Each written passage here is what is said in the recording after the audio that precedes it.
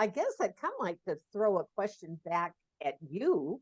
And, if we had an audience that we were interacting with, I would ask everybody in the audience.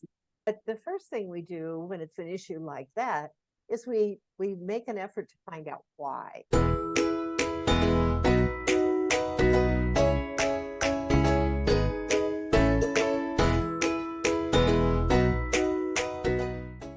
Hi, everyone. Shaelene McInnis here with Books in Line and with the Ontario Wellness Network.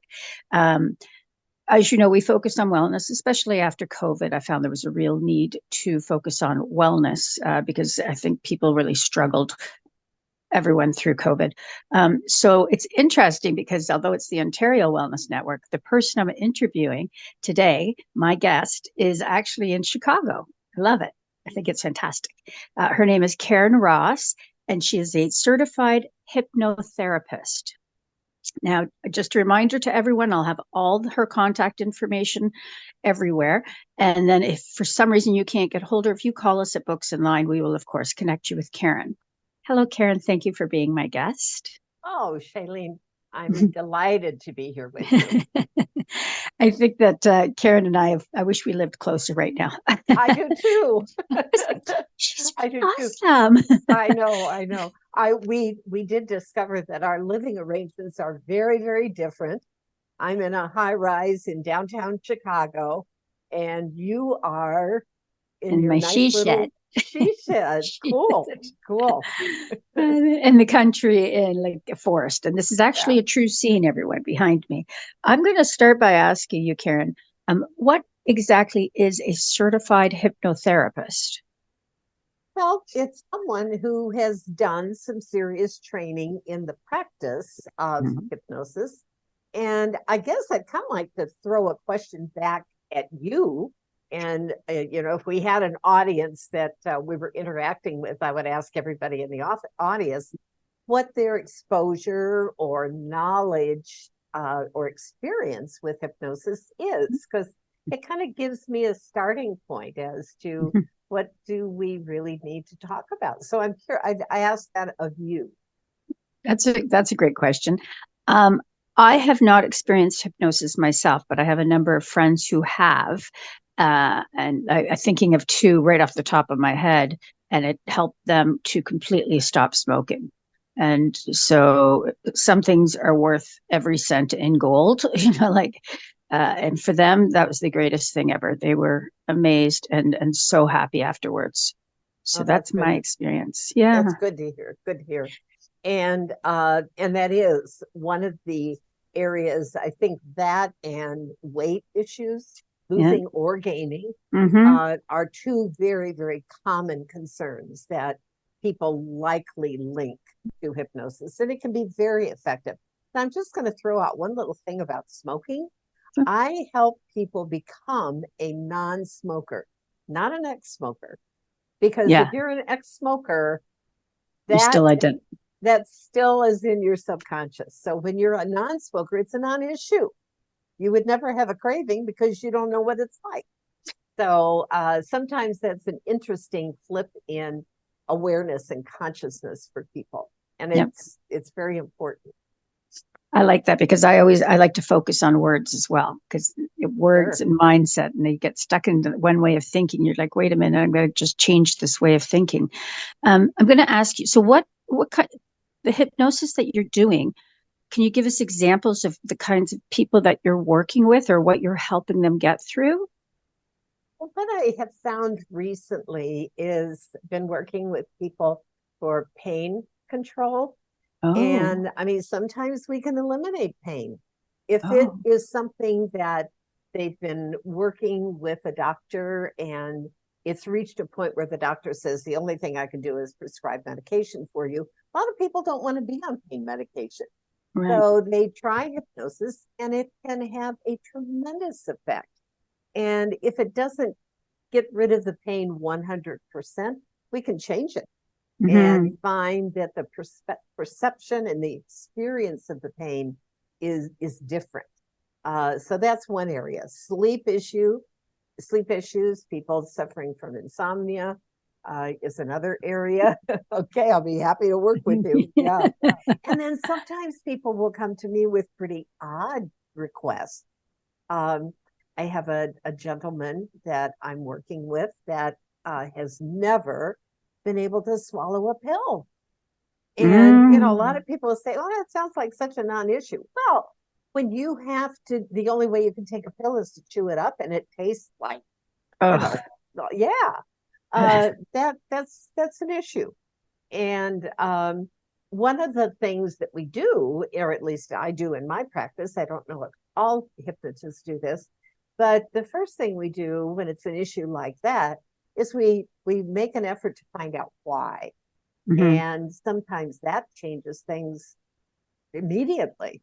When people recognize that they formed a belief at a certain time in their life, and it could have been something that they formed when they were a child, even a toddler. And when they recognize it, they say, well, I don't need to believe that anymore. And, you know, put a little hypnosis on top of that and they're good. Yeah, that's very interesting that you're saying what you said. I was thinking about the pain management side, and the two things I came up with was cancer, because I know it's such a painful disease. I've seen people suffer with that. And I do have some friends with fibromyalgia as well, and that's very painful. Yes, all the time. Absolutely. Absolutely. And that is one where doctors kind of throw their hands up in the air. Yep. And I'm writing notes. Introduced to. We can definitely work with that. Now, I want to make it clear that we don't make a guarantee that you know, we're going to get rid of this, or you know, we can. I mean, that can happen. Right. But I don't ever want somebody to come in with unrealistic expectations. Right. And I think that's very important. Okay, I agree with that. I'm going to ask you some of the misconceptions about hypnosis. I'm sure there's tons.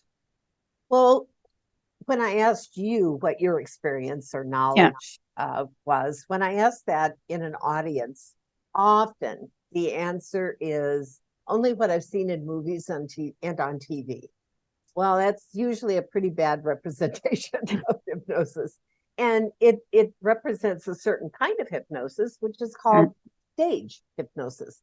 That is not something I do. And I have a tendency to kind of shy away. I mean, I just don't like it because there seems to be too much of a tendency to make people look stupid. And I don't like that. Yeah.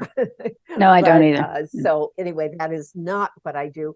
Interestingly, I attended a conference just a few weeks ago, and there were a lot of speakers talking about their different processes, and there were a number of them who had stage hypnosis in their background and then shifted into using it more as a beneficial addition to someone's life and helping people with the sleep issues, pain, you know, whatever it was, and kind of left the stage hypnosis behind.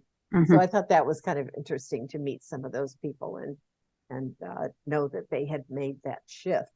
But the misconception, I think the main misconception is that you're giving up control, and you are always in control.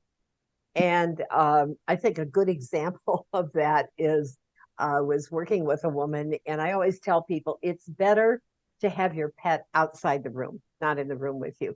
They pick up the energy. Pets are very I agree. receptive, and they can just pick up a different energy, and usually they want to be close to the person. And so we just don't want that going on during the session. Well, anyway, I was working with a woman, and she had said, you know, that she had two cats. They were out in the other room. All of a sudden, this cat just started climbing over her chest and nuzzling her face. And you could tell she was startled. And obviously, it brought her out of the trance that she was in. And that particular cat had learned how to open that door. So cats are pretty smart. And so she put the cat out of the room, came back, and we just picked up right where we left off. So Okay. she was able to take care of that, or if anything were to happen in someone's environment that needs their attention, Yeah. they absolutely are able to do that. So it's a state of deep relaxation and tremendous self-awareness, because what we're doing is we're accessing the subconscious mind. And that's not always easy to do, because our conscious minds are so active and they never shut up. And they're usually, our conscious mind is judging us and giving us all kinds of messages, some positive, but unfortunately many that are not positive. And the subconscious mind doesn't do any of that. It doesn't think between the lines. It doesn't make decisions. It's there to serve us, to reveal information that we might need that will be helpful to us, and then to receive new information, to change those beliefs that I mentioned a moment ago, or just approach something or perceive something in a completely different way. Our subconscious minds are just amazing when we allow their incredible power to be unlocked. I don't know if you're up for this, but I have a real short little exercise that I like to take people through. Is it okay if we do something like that? Absolutely. I can tell you something. My conscious mind is keeping me awake at night. That's what's happening, is I'm having real problems sleeping because this brain won't shut down. I hear you. And I'm like, I just need to get some sleep. I hear you. Well, we can work on that. Okay. No question, we can work on that. But let's just take a minute, and if you would do this, and I hope our listeners will do it, is just get comfortable and take a deep breath and close your eyes and just completely relax. Just take another deep breath and just let yourself settle into where you're sitting.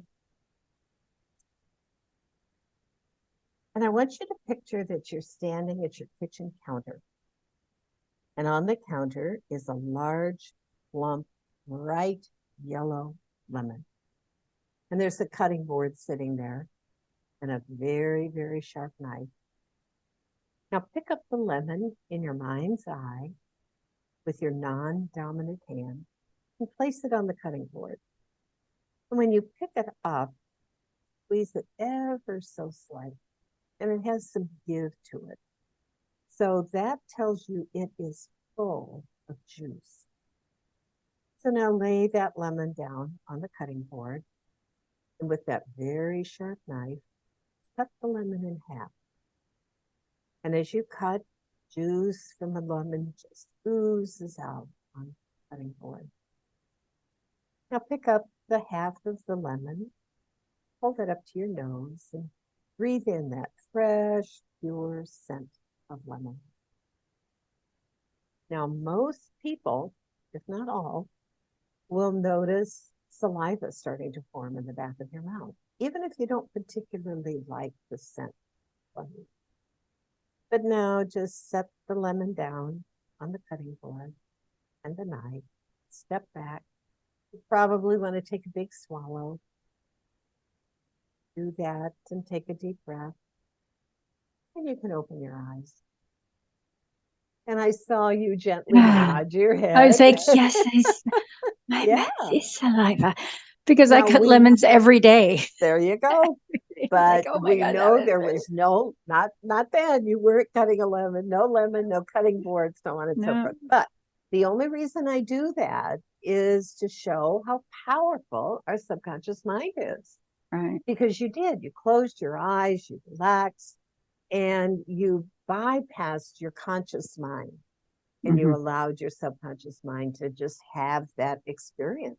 And look what it did.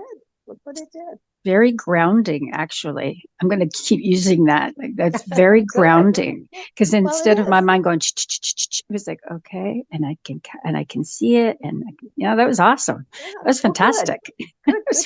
Good. Let me see. I wanted to talk about. We had talked before about divorce recovery. Can we talk about how how you help people going through divorce? Sure. And I work with people who are either going through divorce or I've worked with people who are coming out of divorce, but it's usually people who've had a really gone through a difficult divorce process. And I want to be clear, I'm not a divorce coach. I don't coach people through the process or anything. I know great people who do, and I know you've done some fantastic work with that.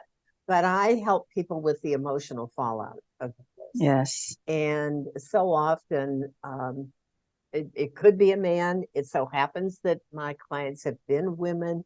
And I think women are more likely to seek help when they realize that emotionally they're just drowning.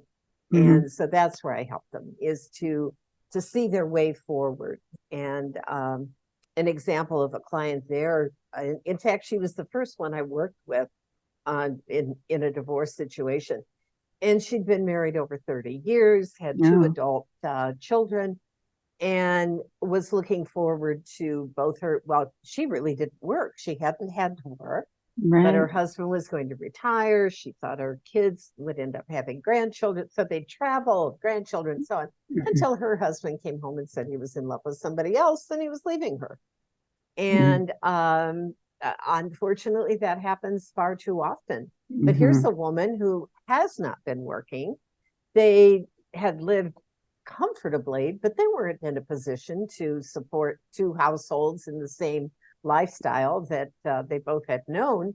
And she just didn't know how to move forward. I mean, it's not that easy to get a job at that age. That's one factor. And not having a skill that you have been honing over a number of years.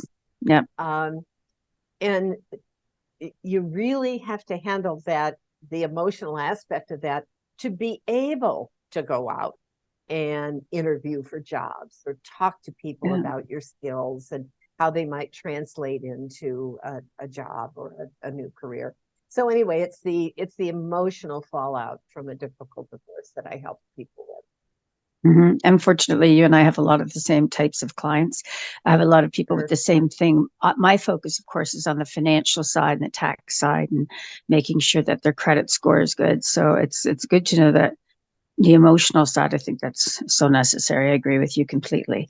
Now, that is everything that I think I wanted to talk about today, unless there was anything else that you wanted to cover. I don't want to miss anything. I guess I just like people to understand how very beneficial hypnosis can be, that it can serve people in so many ways. One of the things that I recently did some research on was what celebrities use hypnosis. Oh, yes. I was blown away by the list of people. Tiger Woods, Michael Jordan, Bill Clinton. Those are names that are just coming to me off the top of my head. But also going back in history, Winston Churchill, Albert Einstein. It's reported that Mozart composed music in hypnosis. So when I think the one I really enjoyed reading was that Kevin Costner. Now all of this is on the internet, so we can't say that we know exactly what happened, but I did read that Kevin Costner flew his personal hypnotist to Hawaii to help him deal with motion sickness, seasickness. I thought to myself, I'd be really happy to fly me to Hawaii, and I'll be happy to help you with that. So anyway, I guess the point is Elon Musk. I mean, he's kind of I don't know. We all have different opinions about Elon Musk, but he presents himself as being totally in control. He controls a billion-dollar lifestyle and industry. I'm told that he uses hypnosis. That wouldn't surprise me at all. Yeah. So that, I guess that would be one of the points that I want to make, is that it isn't something that that weak people use. A lot of athletes, champion athletes, performers use hypnosis to keep them up at the level that they want to, where they want to be. I agree. I know there's a lot of professional poker players that use hypnosis. That's because they have to, they have to be grounded and focused. And yeah, so that's a good one. I am going to say thank you to my guest, Karen. This was a great podcast. I haven't talked to a hypnotherapist yet, so that's kind of awesome. Well, that's exciting. Well, thank you. I love it. Now, I do know Karen works online, so I really would like to encourage anyone, no matter if you're in Canada or in the United States, to contact her if you think that there's anything that she can help you with, whether it's divorce, smoking, eating too much, eating too little, not sleeping. Let's see how I sleep tonight. I bet you it's better. I'm telling you now. I bet it will be. And it's, I'm happy to talk to somebody free of charge initially and determine if it is a match. I'm not going to mislead somebody and, have them work with me if it doesn't feel like it will work right. So, but it generally will. So everyone, you can see why I'm featuring Karen in the Wellness Magazine and in this podcast, because she's doing great work and helping people. And I always like to feature guests that are doing what they can to help others. So I really appreciate your time, Karen. Thank you so very much. We'll talk again. Trust me, I made notes. I'll look forward to it. I'll talk to you soon. Thanks.